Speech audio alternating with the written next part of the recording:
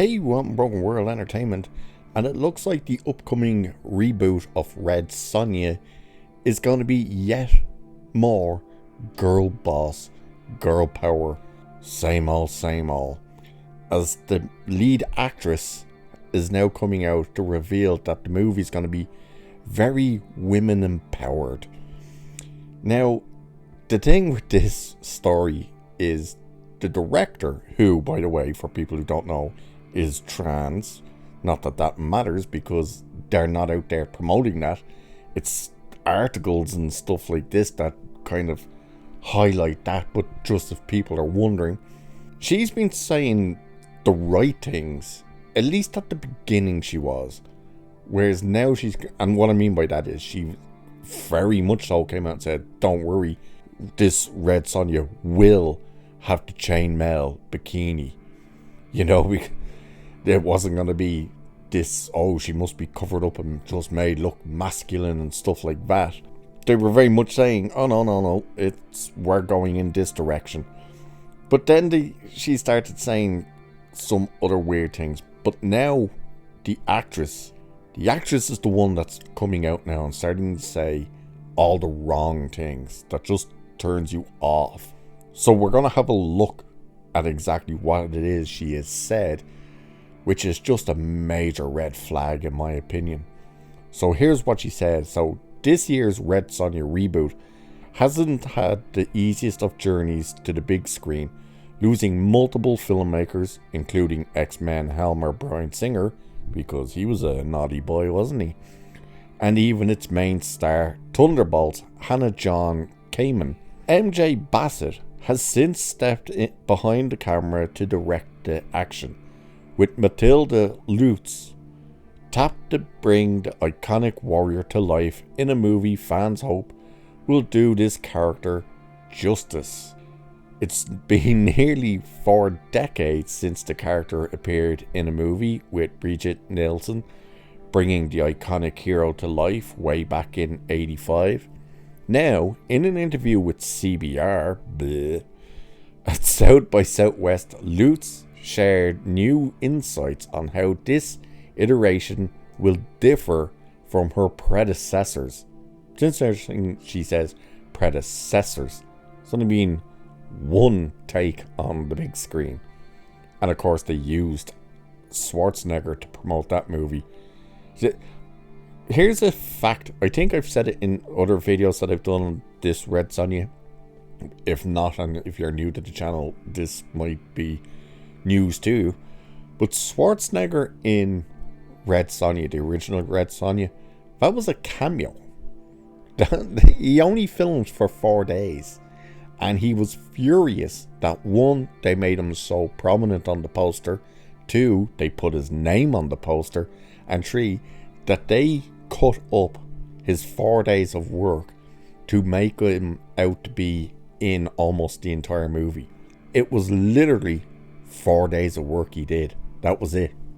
It was meant to be a cameo, but they used his name and stuff to push that movie. But anyway, here, just a little fun fact for you, but here is what Matilda Lutz has said about what we're going to get, and you'll just see straight away the red flags for this. So she says, so what I can tell about Red Sonja is that the first ones and the comics were made with a very male-gazed orientation, she explained. This is a completely different story, and it's very women-empowered, which I loved about the script. You see, red alert. So she's saying the original was made for the male gaze, and yet the director of this one's out there saying, don't worry everyone, she'll be in the bikini, the chainmail bikini. So which is it? Is it it's meant to be for the male gaze, or is it meant to be it's empowering for the woman? And the original movie really wasn't made for the male gaze, and if it was, then it was Schwarzenegger's body that they wanted to highlight, because, as again I said, he is what they used to promote that movie. And it says this: not everyone will be happy with that given how sexualized Red Sonja often is on the page, but this line lines up with comments made by Bassett last year. And this is what I'm saying now as well, where the director has started to say weird things.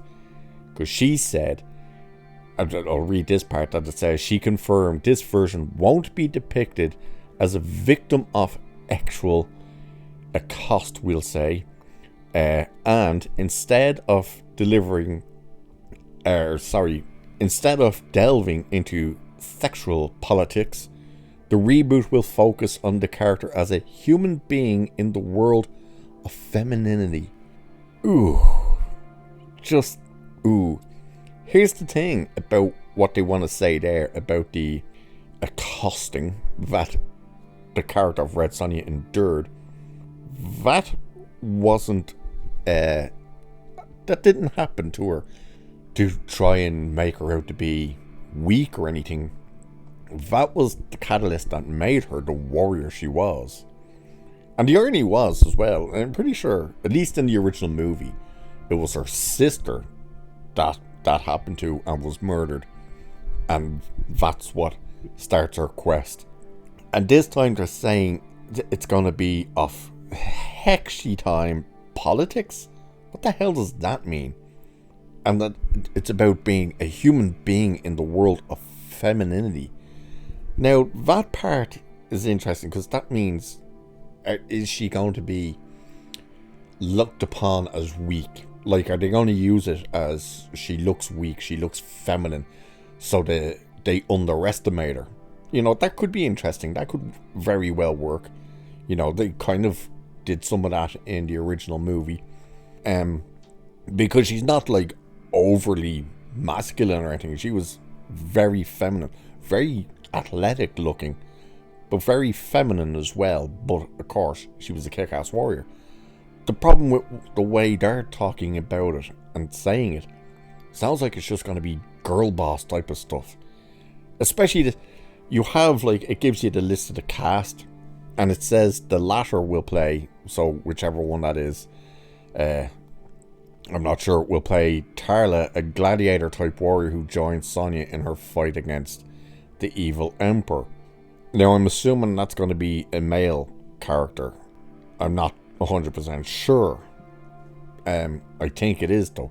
And would that be kind of the character that Schwarzenegger was in the original movie, which was basically Conan the Barbarian, just they didn't have the rights to use the name Conan, which was weird as well, but he was basically Conan. But again, it's like, how do you come out and say, don't worry everyone, she's absolutely going to be in the bikini, and then have the actress herself say, oh, this one's very different because we're not making it for the male gaze? What are you making it for then? Who are they expecting to actually go and see this? Because they should know that the majority of a Red Sonja audience is male.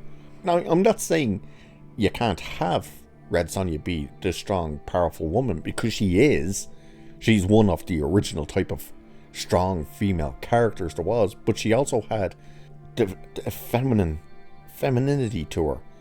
She had the very ladylike moments to her. She had a softness to her as well.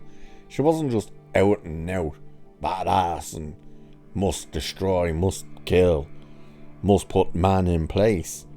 And don't forget, in the original film, because they're probably going to base this a little more off the film than the comics. I'm sure it'll be a mixture of both, but they're probably looking more at the movie, trying to figure out how to redo it at. She fought a woman. It was the Empress, basically. So you had the strong female character in Red Sonja fighting another strong female character, but both of them had weaknesses. That's the thing that makes a true hero a good hero, is they have to have weaknesses. And if they give us this version of Red Sonja and she has no weaknesses, if she's just like full on girl boss, then it's going to get rejected by people. You know, hearing them say all this stuff is a red flag. Doesn't mean it's necessarily actually going to be in the movie, or at least play off that way. What was the movie recently that I can't even remember? And they were highlighting it as this and this, and it was Transformers. The latest Transformers, when they're saying, oh, it's a very black and brown story and the tale of New York. And then you watch that movie and you're like, there's absolutely nothing in this that says this is about black and brown people. Nothing whatsoever. And yet, that's all the cast were out there talking about, and the director. Everything was black and brown, black and brown. And then you watch the movie, none of that was there, and it was like, you turned off half an audience by just saying all of that crap. And they're possibly doing the exact same thing with this. Now, I'm not sure when this year it's meant to come out. It is supposed to come out at some stage this year. If it's later in the year, I would suspect that your first trailer and stuff would possibly be kept for the likes of Comic-Con or whatnot. But if this character does not have weaknesses and stuff, then it's not going to work. Even Conan had weaknesses. Like, Conan broke down when he came face to face with James Earl Jones's character, when he said, you killed my parents, you killed my people. And he got beaten down and crucified. He was dead, for God's sake. Conan died in the very first movie before they used spirits and magic to bring him back. And Red Sonja needs to have the same level of weaknesses as much as her strengths. You can't just have her going in and kicking the hell out of every dude she sees. That didn't even happen in the original movie. So we'll have to really wait and see exactly what we're going to get. But if the casting, director and stuff start coming out from now to the time this movie's coming out, promoting it in this way, you're going to turn off a lot of people.